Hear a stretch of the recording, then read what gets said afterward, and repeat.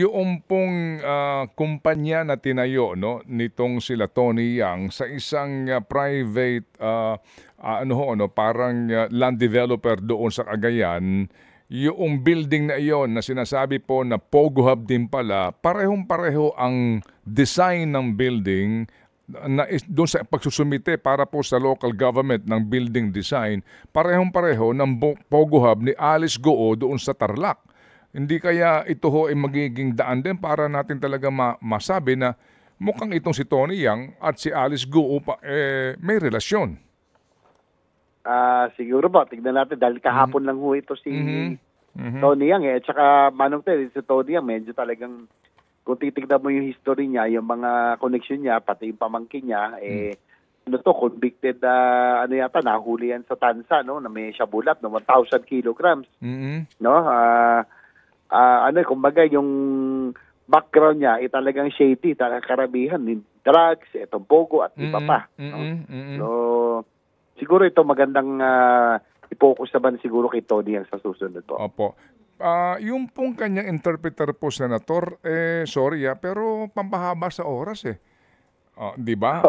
Pero sir, I mean, naniniwala ba kayo din? O naniniwala kayo na marunong ito mag-Tagalog at mag-English? Mukhang marunong mag-Tagalog. Ang sabi ng mga staff sa Senado, naririnig nila, kausap yung mga abogado sa likod.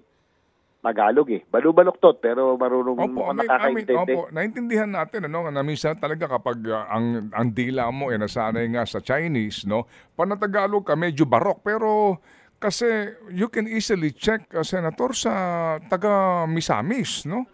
O, di ba kung paano siya makipag-communicate sa mga tao doon? Ito ho kasi daw di ba? Ito po ay gala doon sa lugar.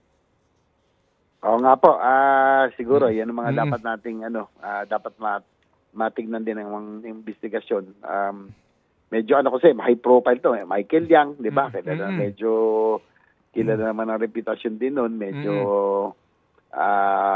masama ang background, para mali at iba pa na kinasasakutan. Kumbaga kung ano sila sa ganong operasyon, sa ganung modus, Manong Ted, hindi na tayo magtataka kung meron din silang kinalaman po dito.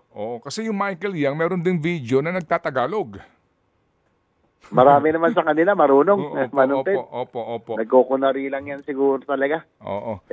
Kaya nga, pilit kong pinipigay yung naiwang kong mandarin kahapon para lang matignan. Ted Filon at DJ Chacha ngayon nasa Radyo 5 92.3 News FM Monday to Friday 6 to 10 a.m.